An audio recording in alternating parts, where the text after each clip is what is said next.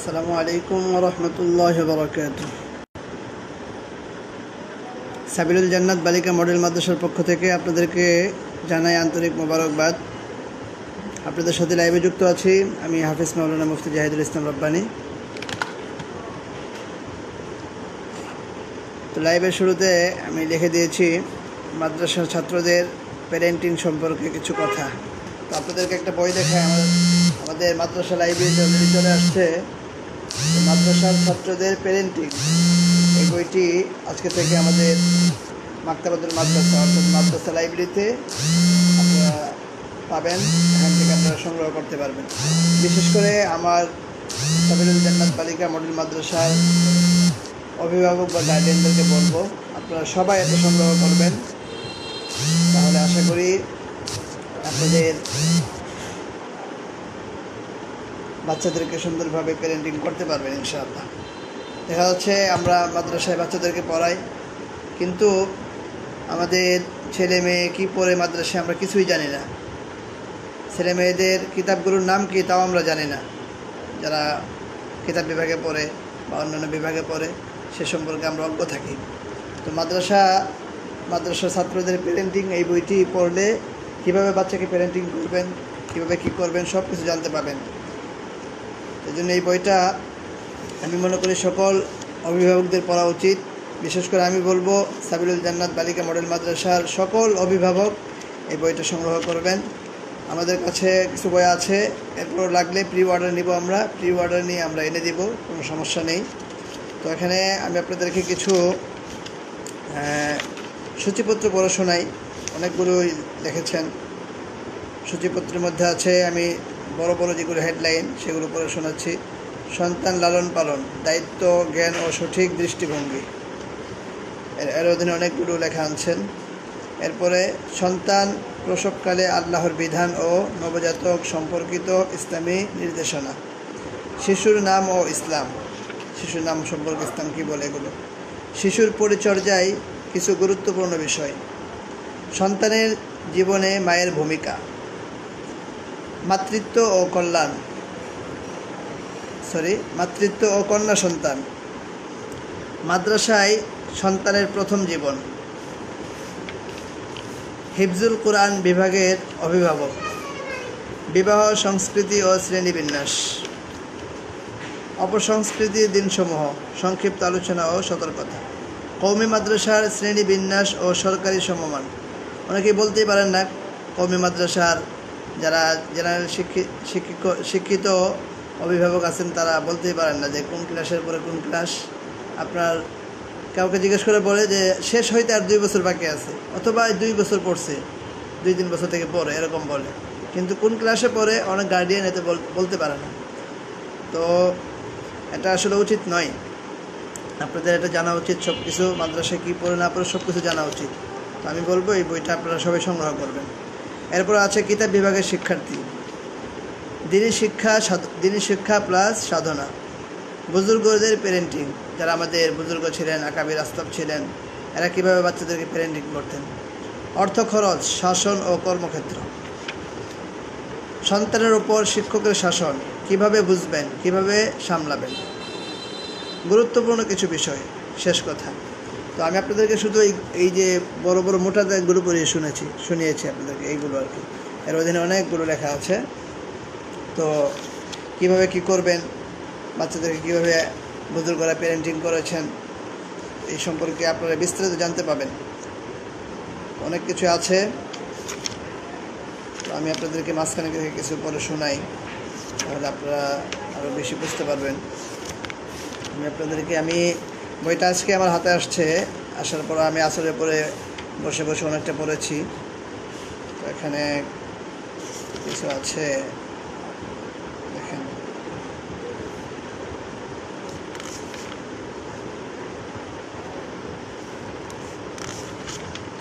এখানে সুন্দর একটি কথা আছে।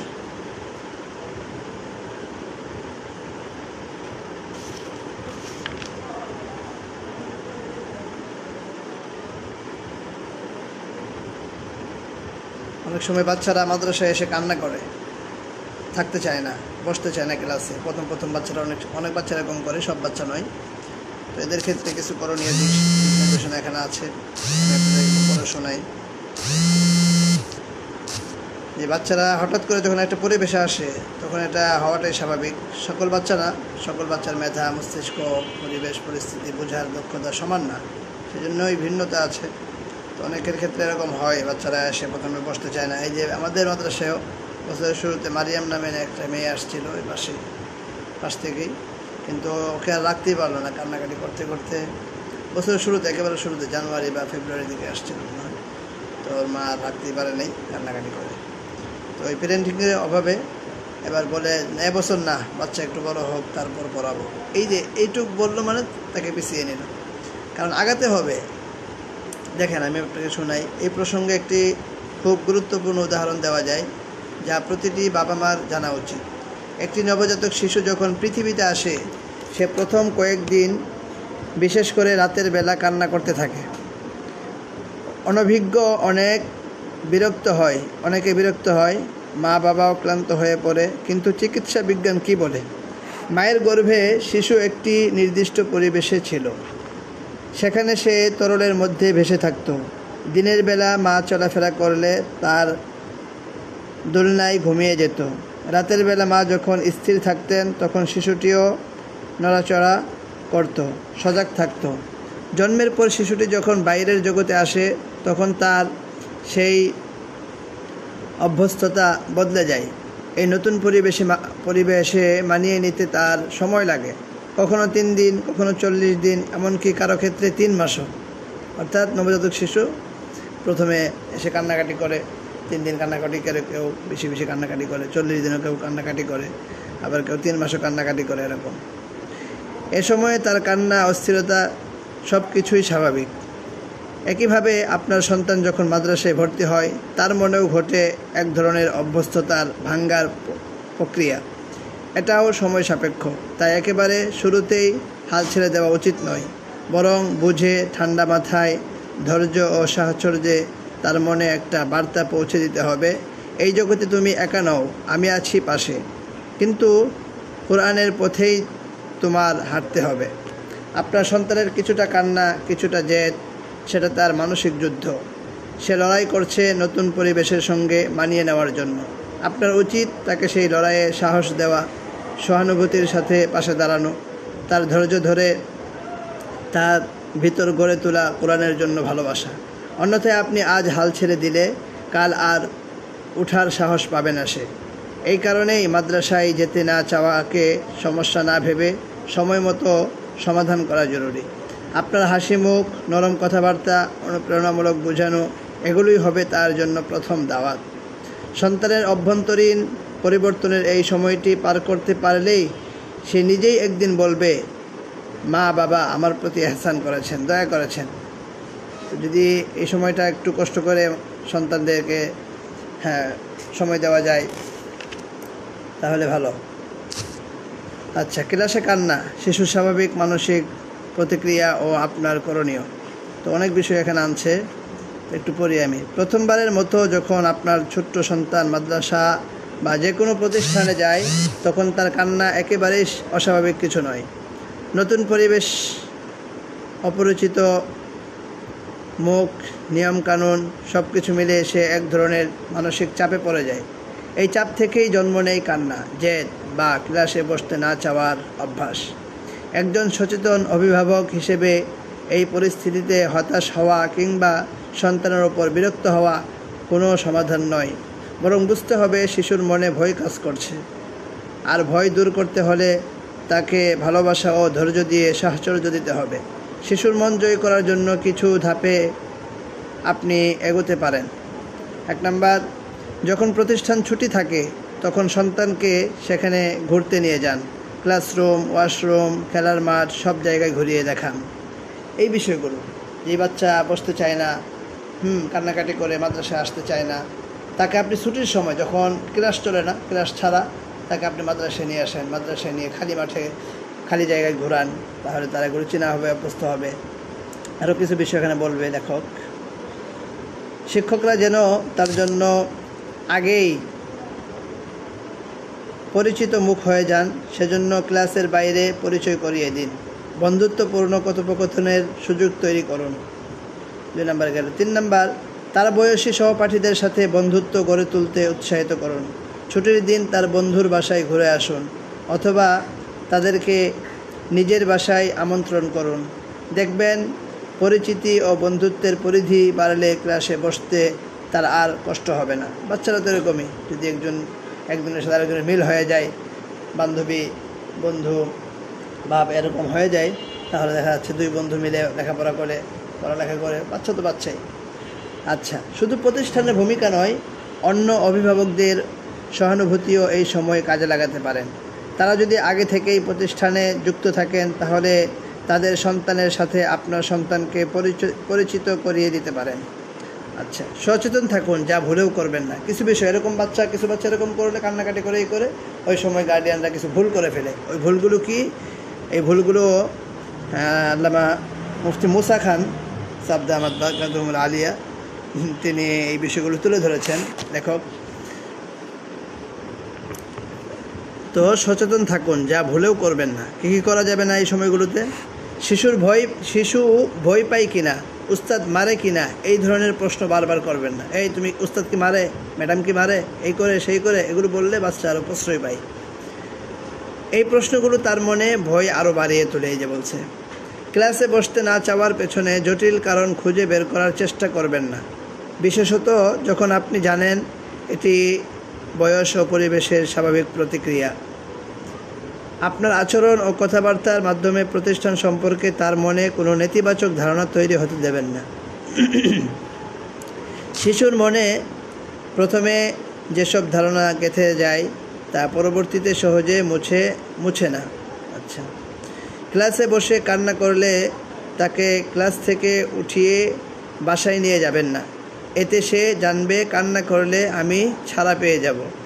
তো এটাই স্বাভাবিক, কান্না করলে বাসায় নিয়ে না যাওয়া, বরং তাকে ক্লাস থেকে উঠিয়ে একটু আশেপাশে ঘোরানো, মাদ্রাসার অন্য রুমে যাওয়া, একটু করা, এই করলে আস্তে আস্তে অভ্যাস হয়ে যায়। তো আমাদের এখানেও ভিতরে ক্যান্টিন দেওয়া আছে, অনেক সময় মজা খায়। আমাদের যখন বাচ্চারা শুরুতে কান্নাকাটি করতো, আমি নিজে ধরে নিয়ে তাকে একটু মজা দিতাম, দু একটা বিস্কুট দিতাম বা চকলেট দিতাম, তখন বাচ্চারা একটু করতো। তো আলহামদুলিল্লাহ আমাদের এখানে সাবিরুল জান্নাত বালিকা মডেল মাদ্রাসায় শুরুতে অনেক বাচ্চা এসেছে, এসে কান্নাকাটি করেছে, কিন্তু কয়েকদিন পরে যখন আমরা একটু করেছি, আদর স্নেহ দিয়ে একটু ওদেরকে ঘুরিয়েছি, দু এক জায়গায় নিয়ে গিয়েছি, অথবা কিছু বিস্কুট চকলেট দিয়েছি, তখন তারা আলহামদুলিল্লাহ এখান থেকে এরকম হয়েছে যে তারা আর যেতে চায় না। ছুটির পরেও তারা থাকতে চায়। অনেক বাচ্চার সাথে যখন মিশে, তখন বাচ্চারা খেলা করে থাকতে চায় অনেকে। তো এরকম স্বাভাবিক। আচ্ছা, যদি অতিরিক্ত কান্নাকাটি করে তাহলে তাকে মাদ্রাসার পরিবেশে রাখুন, ক্লাসের বাইরে হলেও। বাসায় নিয়ে এলে তার উদাসীনতার এই বিশ্বাস আরও দৃঢ় হবে। কোনো কবিরাজ বা ঝাড়ফুঁকের মাধ্যমে এই সমস্যা সমাধান করার চেষ্টা করবেন না। প্রয়োজনে দিনী ও অভিজ্ঞ কোনো নেক আলেমের কাছে পরামর্শ নিন। শিশুর প্রথম কান্না মানে সে দুর্বল না, বরং মানসিকভাবে নতুন পরিস্থিতির সাথে মানিয়ে নিতে সময় নিচ্ছে। এটি একেবারে স্বাভাবিক এবং সাময়িক। আপনার দায়িত্ব হলো তাকে সহযোগিতা করা, ভয় কাটিয়ে উঠতে সাহস দেওয়া। তার অনুভূতিকে স্বীকার করুন, কিন্তু প্রশ্রয় নয়, সমঝোতার মাধ্যমে পথ দেখান। আচ্ছা, তাকে উপলব্ধি করান এই মাদ্রাসা তার দ্বিতীয় বাড়ি, যেখানে সে নতুন করে গড়ে উঠবে, আল্লাহর সন্তুষ্টির পথে হাঁটবে। আর সেই পথ চলার প্রথম কান্না যদি হয়, তবে জেনে রাখুন এই অশ্রু একদিন বদলে যাবে তেলাওয়াতের সুমধুর কণ্ঠে। আপন সন্তানই আপনাকে নিয়ে যাবে জান্নাতের সবচেয়ে উঁচু দরজায়। সে একদিন বলবে, আমি মাদ্রাসায় যাব, কারণ আমি কোরআনের ছাত্র। সুবহানাল্লাহ। তো যাক, এরকম অনেক বিষয় আছে, আপনারা একটু করবেন, বাচ্চাদের প্রতি খেয়াল রাখেন। আরও কিছু বিষয় শোনাই, দেখেন। মাদ্রাসা বা স্কুল থেকে ফেরার পর করণীয়। প্রিয় অভিভাবক, আপনার সন্তান যখন মাদ্রাসা বা স্কুল থেকে বাসায় ফিরে আসে, তখন সে শুধু ক্লান্ত নয়, বরং নানা রকম অভিজ্ঞতা নিয়ে ফেরে। এই অভিজ্ঞতাগুলোই তার মন জগতে গঠনে প্রভাব ফেলে। ক্লাসে সে বিভিন্ন তবিয়তের ছেলে মেয়ের সঙ্গে সময় কাটিয়ে এসেছে। কখনো ভালো, কখনো খারাপ আচরণ, কখনো প্রশংসা, আবার কখনো উপেক্ষার সম্মুখীন হয়েছে। এসব তার মনোজগতে আশা অথবা হতাশা সৃষ্টি করে। এই সময়ে মা হিসেবে আপনার করণীয়, নিজের ব্যস্ততা থামিয়ে তাকে সময় দিন। বাসায় যাওয়ার পরে একটু সময় দিবেন তাকে, নিজের ব্যস্ততা থামিয়ে তাকে একটু সময় দিন। চোখে চোখ রেখে মনোযোগ দিয়ে তার কথা শুনুন, সে কী বলতে চায় একটু শোনেন। যদি কোনো ভালো অভিজ্ঞতা শোনায় প্রশংসা করুন, যদি কোনো খারাপ অভিজ্ঞতা শোনায় নরম ভাষায় সংশোধন করে দিন। আচ্ছা, একটা ভুল যা অনেক মা বাবা করেন, শিশু যদি কোনো শিক্ষকের ব্যাপারে অভিযোগ করে অনেকে তৎক্ষণাৎ নেতিবাচক প্রতিক্রিয়া দেখান। এতে তার মনে শিক্ষক ও প্রতিষ্ঠানের প্রতি আস্থা নষ্ট হয়। অথচ আমাদের শেখানো উচিত, শিক্ষকরা শ্রদ্ধার পাত্র, তাকে এটা বলবেন। যদি কোনোই থাকে সেটা আমাদের কাছে শেয়ার করলেন বা ম্যাডামদের কাছে শেয়ার করলেন, সেটা ভিন্ন কথা। কিন্তু তার কাছে শিক্ষককে খাটো করা যাবে না, ম্যাডামকে খাটো করা যাবে না, তার সামনে এটা বলতে হবে, মা এটা শিক্ষক তো সম্মানিত, শিক্ষক শ্রদ্ধার পাত্র, এটা শেখাতে হবে। বাদশাহ আলমগীরের কাহিনী আপনারা জানেন। বাদশাহ আলমগীর এরকম বলেছেন যে আমার ছেলে কেন উস্তাদের পায়ে শুধু পানি ঢেলে দিল, উজুর পানি ঢেলে দিল, হাত দিয়ে কেন পা মুড়িয়ে দিল না, পা ঘষে দিল না, এটাও বলেছেন। তো যাই হোক, আলী রাদিয়াল্লাহু তাআলা আনহু বলেছেন যে আমি যার কাছ থেকে একটি হরফ শিখেছি সে আমাকে চাইলে বিক্রিও করে দিতে পারে অথবা তার কাছে রেখেও দিতে পারে। মানে গোলাম, আগে তো গোলাম ক্রয় বিক্রয় হতো, মানে গোলাম পর্যায়ে তাকে মনোনীত করেছেন যে আমি গোলাম পর্যায়ে, সে আমাকে চাইলে গোলাম হিসেবে বিক্রিও করে দিতে পারে অথবা নিজের কাছে রেখেও দিতে পারে। এই জন্যই বাচ্চাদের সামনে শিক্ষককে হেয় প্রতিপন্ন করা যাবে না, শিক্ষককে ছোট করা যাবে না কোনোভাবেই, তাহলে বাচ্চারা শিখতে পারবে না, শ্রদ্ধা থাকবে না, ভক্তি থাকবে না। আচ্ছা, অভিযোগ থাকলে সেটা যাচাই করুন। হ্যাঁ, সরাসরি মন্তব্য করবেন না, বাচ্চাদের সামনে মন্তব্য করার দরকার নাই, আপনি এটা আড়ালে শিক্ষককে জানান বা যারা কর্তৃপক্ষ আছে ওদেরকে জানান, তাহলে এটা সমাধান হবে ইনশাআল্লাহ। আরও কিছু প্রাসঙ্গিক পরামর্শ, সঙ্গে সঙ্গেই পড়তে বসতে বাধ্য করবেন না। কিছু গার্ডিয়ান আছে বাসায় গিয়েও পর পর পর এরকম। আসলে প্লে নার্সারি বাচ্চা, ছোটো বাচ্চা, শিশু বাচ্চাদেরকে তো এখন পড়ালেখা করালে তারা পড়ালেখা করতে চাইবে না, কারণ বছর এই বয়সটা হলো খেলার বয়স, তো খেলার ছলেই তাদেরকে পড়াতে হবে। তো আমরাও সারাদিন এখন রাখার চেষ্টা করি না।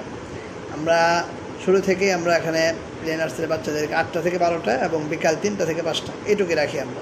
এইটুকু পড়লেও এনাফ তার জন্য। হ্যাঁ, এরপরে যদি স্বেচ্ছায় মাগরিবের পরে বাচ্চা বাসায় পড়তে বসে, হ্যাঁ, এবং মাগরিবের পরে যারা পড়তে চায় পড়তে বসাবেন, এটা ভালো। যদি পারেন আপনারা তাহলে এটা সম্ভব। মাগরিবের পরে যে আসরের পরে একটু খেলাধুলা করে মনটা ফ্রেশ হয়, মাগরিবের পরে একটু পড়তে বসাবেন, কিছু মুখস্থ করা থাকলে মুখস্থ করাবেন। কিন্তু মাদ্রাসায় গেলেও দেওয়ার পরে পড়ার পর এরকম যদি আপনি করেন তাহলে বাচ্চারা বিগড়ে যাবে। আচ্ছা, নেতিবাচক কিছু জানতেই হবে, এই মানসিকতা পরিহার করুন। কি দিতে? কিসের ব্রাশ? ব্রাশ কোন ম্যাডাম? ব্রাশ কিসের? শুনে আসো, যে আমি এখন কিসের ব্রাশ দেব, শুনে আসো।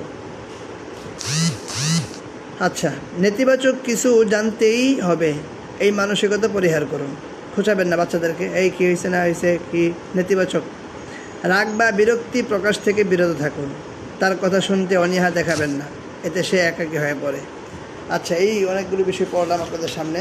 তো এই বিষয়ে অনেক কিছু আছে। কিতাব বিভাগের গার্ডিয়ানরা কোন কোন বিষয় খেয়াল রাখবেন, হেফজখানার গার্ডিয়ানরা কোন কোন বিষয় খেয়াল রাখবেন, নুরানি বিভাগের গার্ডিয়ানরা কীভাবে আপনাদের সন্তানদেরকে প্যারেন্টিং করবেন, তো এগুলো বিস্তারিত এখানে আলোচনা করেছে। আপনারা অবশ্যই এই মাদ্রাসার ছাত্রদের প্যারেন্টিং বইটি সংগ্রহ করবেন। আমরা ইনশাআল্লাহ আপনাদের জন্য কিছু বই এনেছি, আরও যাদের লাগবে, যদি আরও বেশি লাগে আমরা ইনশাআল্লাহ এনে দেবো, সমস্যা নেই। প্রি অর্ডার নিয়ে রাখবো, কত পিস লাগবে আমরা ইনশাআল্লাহ বই এনে দেবো। আমরা এখানে আপাতত 4 পিস আমরা সংগ্রহে রাখছি, যাদের লাগবে আমরা আরও বেশি করে এনে দেবো ইনশাআল্লাহ। শুধু আমাদের মাদ্রাসার ছাত্রীর জন্যই নয়, ওরা আমাদের লাইব্রেরি যেহেতু সবার জন্য উন্মুক্ত, তো সবাই আমাদের লাইব্রেরি থেকে এই কিতাবটি সংগ্রহ করতে পারেন। আমি লাইব্রেরিটা আপনাদের দেখাচ্ছি। তো আমরা টঙ্গী বনমালাতে একটা লাইব্রেরি গড়ে তুলেছি, এখানে আপনার সকল কিতাবাদি পাওয়া যাবে, সকল ধরনের কিতাবাদি। কোনো কিতাব না থাকলেও আমরা 2-1 দিনের ব্যবধানে আমরা এটা সরাসরি বাংলা বাজার থেকে আপনাদের কিতাব এনে দেবো ইনশাআল্লাহ।